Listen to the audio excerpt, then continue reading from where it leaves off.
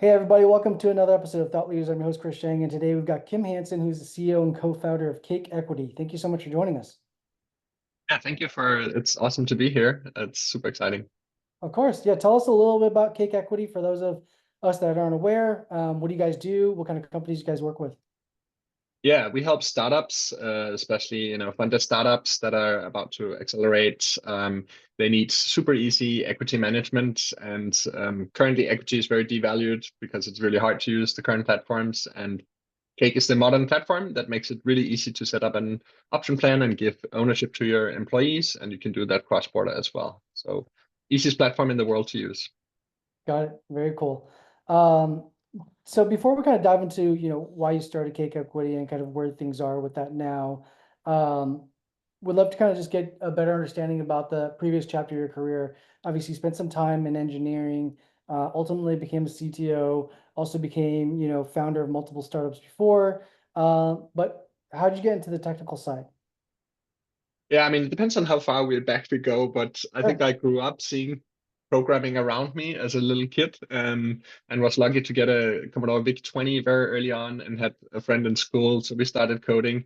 I guess my introvertness, it was a good match for me to sit and code, and I felt like a magician putting the different codes together and seeing an outcome. And I think there's a lot of like people that are getting that same experience right now with AI. It feels like magic, the things you can do. So I had that feeling many years back. So it was kind of on that path, on the technical path. So I started to become an engineer, and went into programming, and eventually became a CTO and a partner of a company that's helped the best companies in the world like Google, Samsung, Roche, BMW, all these big companies. So we helped their engineers. So we had to be the best engineers we possibly could, and that was super exciting. And at the same time, learning about, well, more than the engineering, the functionality. How do you build a really great user experience? So how do you think about the product? How do you get the feedback from the users? All these learnings. And that took me more and more on the path towards what would become Cake. Also, I was really passionate about seeing what a team could do and how you motivate them, how you drive the incentives, and achieve great things together, how you celebrate the wins, all of this. And as I got into private companies, I saw there was ownership there. So I was like, okay, great. Why can't we all have a bit of ownership? And it felt very exclusive at the time. I really felt the pain in one of the companies, because I tried to convince the CEO, for us to set up an option plan so everybody could have ownership. I had a little bit of ownership because I kind of came in early and asked for it, but my coworkers didn't. So I felt that was unfair. But it was almost impossible. It was so complicated and difficult with tax. And in the end, it never happened. So I felt the pain there. Later, I felt the pain with, well, I can't buy. Uh, um, um, I can't get an ownership in a private company unless I'm a sophisticated investor. I felt that was super unfair. And then I saw in the blockchain space, everybody can just buy and sell stuff. And I was like, wow, that's pretty cool. But it's not real ownership of a business. So I was trying to think how I could join the two. And that eventually became Cake. How do we make it really a lot easier to make sure everybody has ownership in a company, and yeah, and we can really drive the incentives with that and motivate people. Got it. Um, before Cake Equity, you've also been a founder a few times, right? And what was that experience like going from, somebody who was, coding, be able to see the magic behind, engineering, but then taking on not just a founder and co-founder CTO role, but you've also worn the CEO hat a few times before. But can you walk us through that transition as to what skill sets did you maybe expect or didn't expect kind of walking into that founder role, and what did you end up realizing that you may have had to spend some extra time to actually work on to develop? Because obviously with Cake, I think like after you go through the founder role a few times, like there's a learning curve, right? There's definitely like every time you do it again, if you make that decision, you're going into it smarter, usually more efficient than you've been in the past. And so walk us through what some of that journey looked like before Cake. Yeah, it's definitely, I think the biggest thing is to overcome your fears. And a lot of that is kind of imposter syndrome. So you see things typically online or people presenting and stuff. And you're like, wow, that person has really things figured out and is super confident. And I could never be like that, especially kind of being an introvert. But I think over time, you learn that it's not so much about the title. Yes, the title will define typically some role and some things you have to do. But it's much more about, well, I'm resourceful. I can figure this out. And then understanding, well, what's actually the right thing for me to do. And ultimately, I don't think it was a natural path for me to become more the CEO role, because I was so comfortable being technical and programming and loving that. But I just felt that I could scale so much more with working with people, and then also as the CEO role, and that was a driver to say, okay, let me push through the fears of taking the next step and progressing into becoming a CEO. Ultimately, I would like to be more like a servant leader. And so there's less, glorification of the CEO, of a founder, and it's more like here's a team, and you're trying to build people and help people, and ultimately, they're smarter than you in every aspect in a way. But so it's really overcoming those fears, and the imposter syndrome, and then believing, well, you can do anything if you learn. Now, if you look at what you actually have to learn, I think ultimately the CEO is probably the most lonely role you can have, because there's nobody you can complain up to in a way if you look at it from a hierarchical perspective. And you also kind of naturally inherit all the biggest problems. Like Elon Musk says, it's like eating glass and staring into the abyss when you run a startup. And so the biggest problems come to you, and they're often human problems or challenges. And you got to find the balance of being kind of a good leader, where you're not there to please everyone, but you got to make sure that everybody is feeling valued, motivated, and giving their best, and bringing out the best in people. So a lot of that, I think, is promoting the best values you can yourself. So it's stepping up into the role, similar to becoming a parent for your kids. You want to really show a good example. I think it's similar. You have to do as a leader. Now, if we look at a startup, I think there's a million things that you have to learn to feel comfortable with. And number one is definitely being able to speak in different contexts. So, with an individual, and being comfortable to have difficult conversations with the team, to provide guidance and leadership, and direction, and show ultimate strength, and belief in what you're doing. And then publicly, on stage, in front of investors, and that takes both good communication skills, but also the ability to shift context and understand what is relevant in this context, because it's kind of, you have to shape the story differently to each context. So I think that's really, really, really important that you learn that. But I see myself as a very introvert, and I think I've come really far in that aspect. Secondly, I think you can't be expert in everything. So, it's very difficult if you're measuring yourself against top performance on 10 different fields. For example, product and marketing and go-to-market, leadership, finances, legal, a lot of these things, not only, and not to forget the area that you're working in our case, equity. So becoming a domain expert in that, and everybody expects you to be an expert in all these things. So I think that's, if we strive to be an expert in everything, we're going to break down. We're not going to be able to make that. So again, it's just believing that we are very resourceful, and saying, well, I need to do good enough in all of these fields, and then find out how I get access to really deep knowledge, expert knowledge in each field, which typically can be through people or advice or complementary things. And then you try and upskill yourself well enough in each field. I like the Adam Grant way of seeing that we're not measuring directly, how good we are at finances, but we're measuring ourselves on what he calls the second score, which is basically how good our effort is in learning in that, and not being be too attached to I'm a 7 or an 8 or a 2 in that field, because it's just impossible to be so good at all these things. But you can measure yourself in how good am I in learning in each of these, and then trust that the resourcefulness and the growth is strong enough to overcome the challenges that you have to overcome building a startup. Yeah, interesting. In the first one, you mentioned that, um, because you're more of an introvert, some of those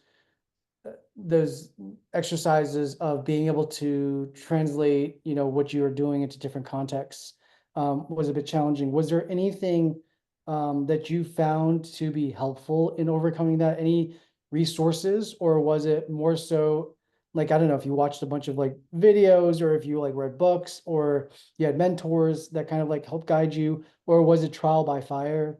How did you kind of like overcome some of these fears, or maybe just, I mean, I think like one is fears, but then also then having the ability to have the self-awareness to know where your weaknesses were, and then tackling them, right? And so seems like you had a pretty good understanding of that. Maybe that's in hindsight, but I don't know. But maybe you could speak on that. Yeah, I think there's a lot to unpack there. I think Yeah, there's an ongoing journey of being the best version of yourself yeah, ultimately. I can, if I jump, like there's a history of different things that I've tried, like reading for sure yeah, is something. But I think again, we can feed our mind with unlimited information. That doesn't mean that we really become smarter. So it's uh, ultimately what I've come to understand now is my health, my mental stability and serenity, and my physical health is by far the most important. How well I sleep will determine how I show up the next day. Now, we create stories around it's this problem or this person or this difficult situation that is causing us to kind of suffer, whether it's physically or mentally. But I think if we have a really solid base, really strong habits around our physical and mental health, then these things, there's always going to be challenges. And we can rather reframe them into saying, great, each of these things in front of me that look tough, they're my opportunities for growth. And I'm training my mind and my body and all my health to be able to push through those things. Now, of course, we can't live in a vacuum, so we need to be able to learn rapidly. And there's multiple ways to do that. I think one of the key ways is to be in an environment that allows you to try things and then get the feedback. So without feedback, it's really difficult to improve. So I'm, I love feedback. I want feedback in everything that I do. I just want to expose myself and get that feedback. Ideally, it's feedback from sources that can actually improve what I'm doing, not just saying you're good or you're bad or whatever. Like I want to understand what's the capacity to evaluate. So I've had for many years what I call like a smaller accountability group of people that have skills that I want to develop, that I want to improve in, and secondly, I know their incentives. I know that they truly care for me. So they'll call my bullshit, and that's a great little area where I can have that honest feedback on just how I am as a human being. I think I can only be the best version of myself 50% of what I do myself and inside my head. The other 50% is having a few people that can really give me that honest, strong, qualitative feedback. Now, like if we're doing a startup and we need to perform as a CEO, I think there's multiple tools that help. Of course, we want to continuously kind of learn and study things, but we have to apply what we're studying in practice to be able to see what works and what doesn't. And I think it's not like there's a right way. There's a lot of people with experiences out there, and some patterns sometimes emerge. But ultimately, you want to find your way and believe in that, and kind of own your own mission and journey. So it's good to have coaches around you, advisors. Good to have access to quality information that sometimes can be just online YouTube videos or good books, or it can be communities that you can join that are specialized in the skills that you want. And then of course having good feedback around your peers in your company, and just exposing yourself and trying and failing. And I see everything that we do, every effort is an experiment, and that experiment can teach us something. So that's what it's about, rather than building features or doing this specific thing or hitting the goals. Like, what is this experiment we're running, so I can learn, so I can improve, and then it's always providing an environment for that grows people and grows the business. Absolutely. I'm curious as to, as you talk about running these experiments, how did you go about tackling um, building cake? From the ideation of going from somebody who's realizing the pain and then being like, I should solve this, and then understanding.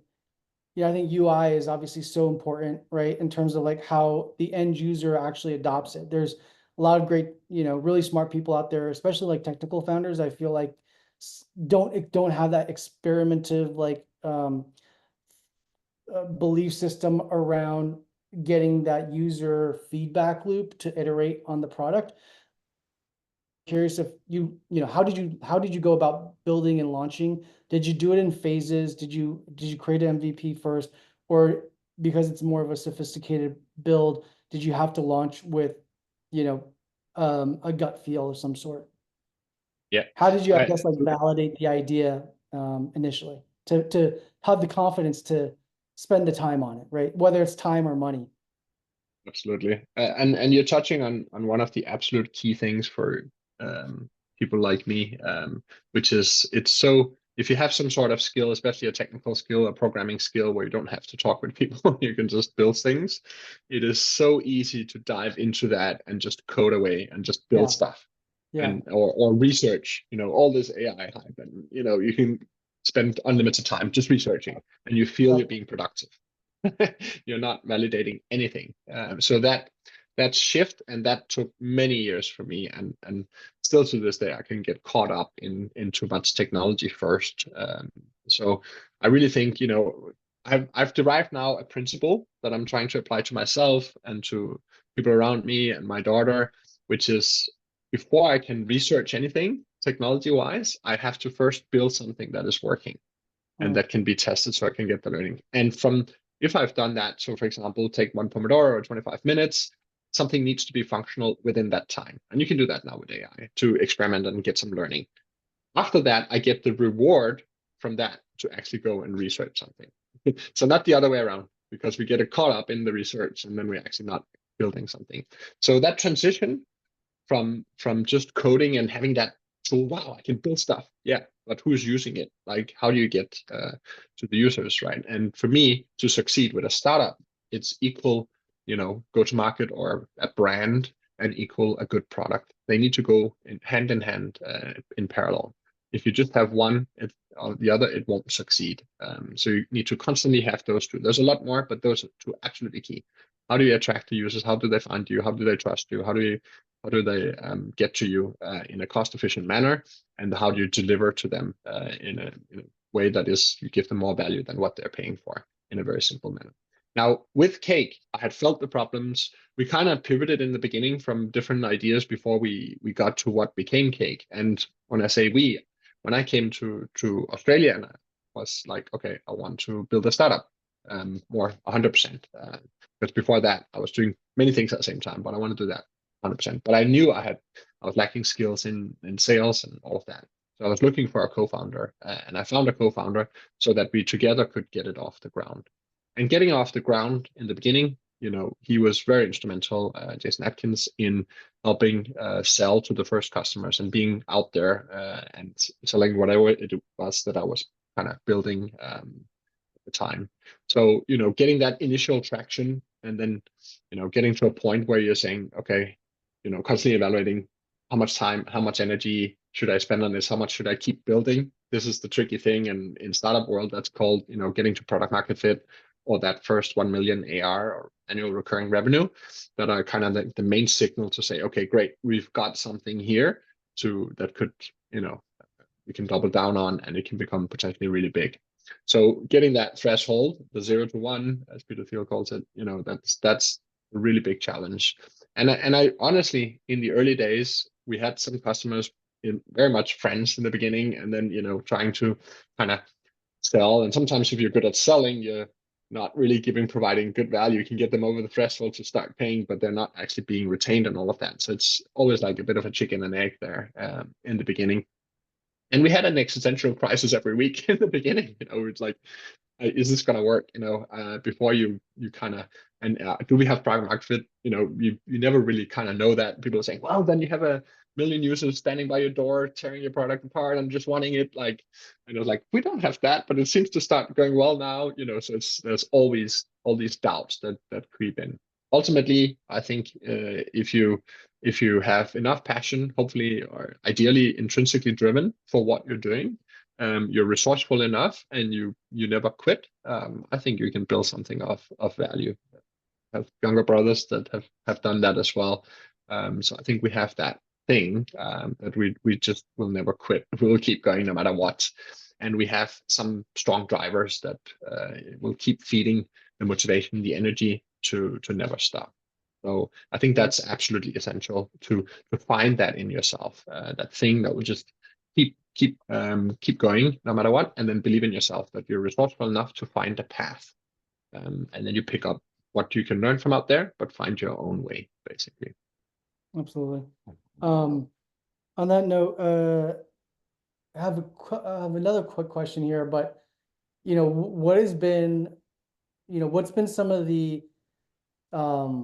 learnings or challenges within the past year or so, as some things have shifted, I think, in the economic landscape of things.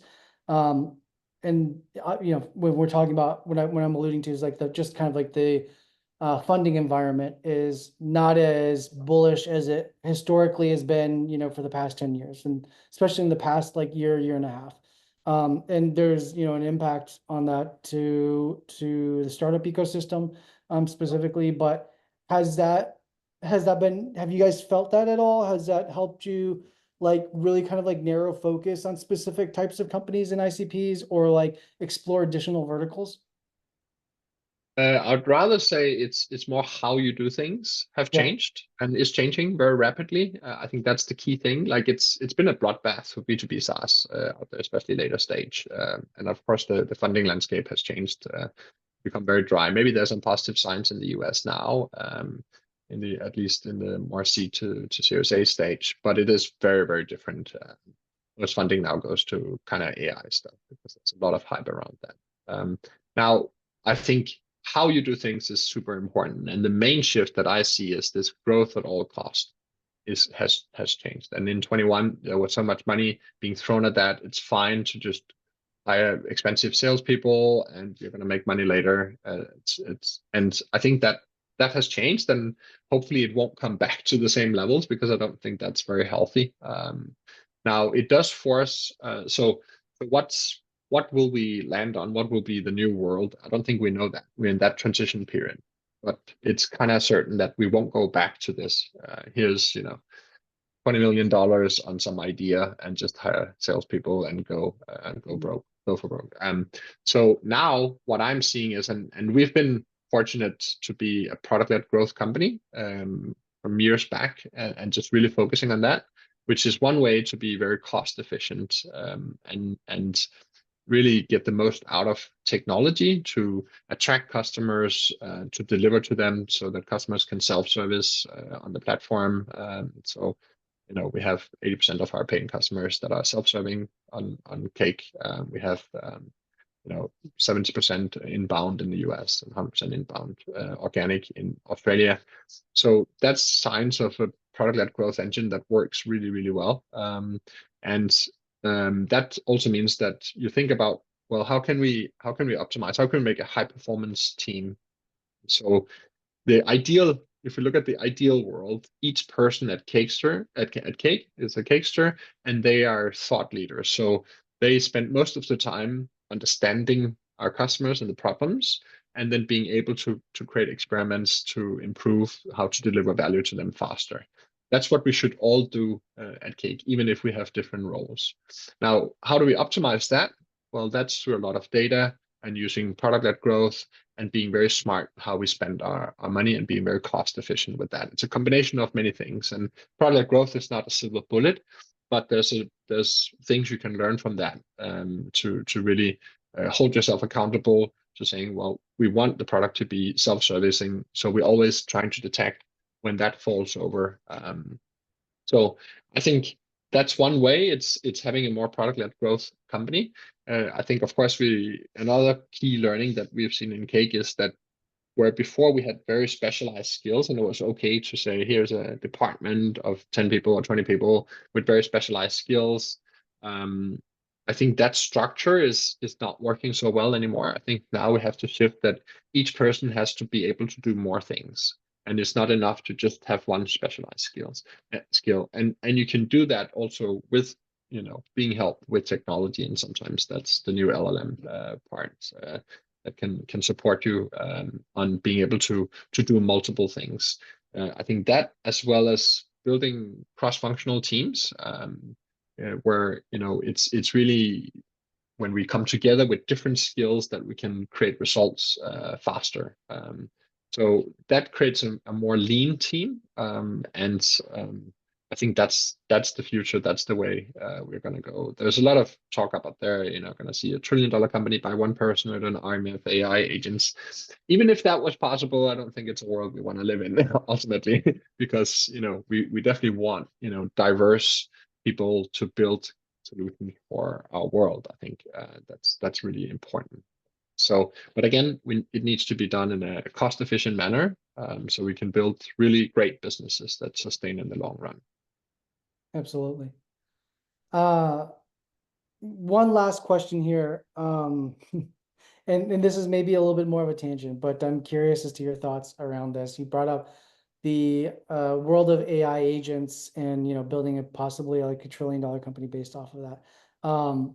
That being said, obviously AI is contingent upon the data sets that it's pulling from, as well as its ability, for checks and balances with testers to make sure that it's giving accurate answers or not accurate answers. And but my question has been like, my personal thinking has been about authenticity of the answers, especially when even if we have there's like scale AI was still is using humans to help validate some of these things, but even like I think there's like even human nature, there's different layers of how we answer something, right?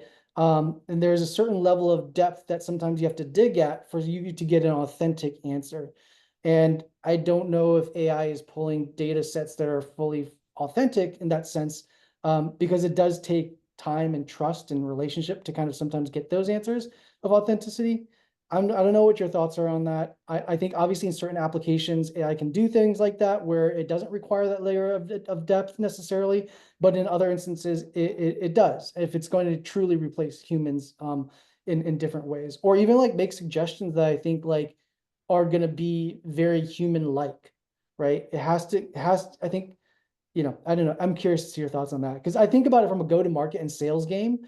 And now it's very easy for, you know, you have these people using AI to create and scale up sales collateral. But then on the receiving end, I think most of us are also very privy to like what actually looks like it's AI generated. And so it's almost just like it's just creating a flood of just like poor material ultimately. That's not to me, it's just like it's waste, right? It's just like buildup of waste. And maybe that's the iterative cycles of it, but I'm just curious to see your thoughts of that authenticity that humans carry and what we, don't necessarily always share openly, or at least like not until we get to a certain level of trust. Yeah, I just love that question. I think that like I can talk about that for hours. Yeah, for sure. I So know I because opened up like a like, can of worms, but it's a big that's the thing question. I question is like, is that it's I get it can do a lot of cool things, but it's if it where how deep is it going? You know what I mean? And yeah, anyways, curious your I thoughts. think I think you're spot on with that. And what I'm predicting or what I'm seeing is that it becomes a lot easier to generate a lot of content. But if I'm to draw an analogy, when Instagram came out early, if you remember that, it's Yeah. like you could take a normal picture, an amateur picture, and then you could put this filter, right? Yeah. But it was never, and that made everybody okay. Now they look like they're better photographers. Yeah. but there's still a big space to like real, authentic, creative, innovative content with as a photographer, right? And we don't want to lose that. So I think we're seeing a flood of new stuff, but it's similar to that. It's just it increases the level a little bit, but it's just a lot of it's a lot of noise really, and that who's going to receive that, right? So for me, it's a very short term. There will be some that are leading that can gain some short term, can really benefit from this to automate a lot of this. But I don't think it's a long term strategy. Now we need to understand how we get to people, and Yeah. I hope and I expect and I want that we're going to search more for authentic connection. Now, what that looks like, I don't think we know that. And again, is that an AI thing that is going to help us with that, or is it actually understanding the limitations of that? Now, how do we get the attention if there's so much being thrown at people, right? It becomes this fight for attention, which is, social media is succeeding very well with that. And that's actually a very negative thing. We have this big clash between US and Europe now, where the US is just technology, technology, technology. AI will solve everything. AI first, AI first, AI first. And Europe is saying, well, look at the kids. This is not healthy. Let's Yep. shut this down. And I don't think anyone has really the answers, but I'm certainly in both paths there. I think ultimately, if we go really deep philosophically, being a human being, consciousness is the ultimate technology. Yeah. And as we get more and more AI stuff that can pretend some of our human skills, we need to be better at understanding how we measure what it is to be a human. And that is not AI that's going to do that. And just on a simplified thing, AI is, or the LLM stuff we were talking about, AI, from that perspective, has been trained on all this content online, which is full of limitations and full of biases and full of ideas that are not being explored or developed ongoing, right? So I think the more we are using LLM to make decisions and build businesses and be part of actually driving, all these mini decisions that are going to have an impact, we need to really double down on what it is to be human. And that's less technology or just looking more inside and really developing, well, what is it really that makes me human? How do I measure that? Great. And then, okay, then I can build these things that pretend. And always saying this is pretending to be a human in this and can be really good at that. But I don't know fully what it is to be a human. So let me make sure I constantly upskill that. That's kind Yeah. of philosophically how I see that and how important that is for society. Yeah. I So agree. double down. Yeah. I think just last comment on that, I feel like to me, the feeling of being human is when something that you consume creates an emotional trigger inside of you. And usually that uh the physical reaction for me is like, when you have the hairs on your neck stand up, or you get goose pimples or goosebumps from either consuming, music or some kind of content of some sort. That does get there. And I have yet to see anything that's been produced through AI that actually can do that. And I don't know, like I think maybe it's gonna be a deeper seek for those kinds of things of what it means to be human, of those types of experiences. But alternatively, like you're saying, that battle between the US and the EU versus, if the US wins out, like there is a certain level, if you can get to children, young enough where you can start impacting their behavioral patterns and the way that they think, then you can start numbing that set of, humanity at a very young age. And then if you start talking generationally, that's where it can become, super problematic, I feel like. So a lot of ways it can go, but yeah. Yeah. The last comment on that is just for me, it's about being present. And there's nothing like hugging another person, your child or your loved one or a friend, like and really being present there. Now, a lot of the technology we generate is kind of it makes us not be present in the moment. It's entertaining, right? So even if it creates emotional, it's a surface level where we're not really conscious, honestly. So I think that's the key thing. How do we make sure we can really be present? And that's what it is to be human. So make sure there's a balance between being present and less present. On that note, I want to say thank you so much for taking the time today, sharing your thoughts, going off on a little exploratory tangent with me, but also sharing what you've been building with Cake Equity. and the success so far. And I just wish you nothing but more success. Thank you so much for taking the time. Thank you so much, Chris. I really enjoyed the conversation. Right.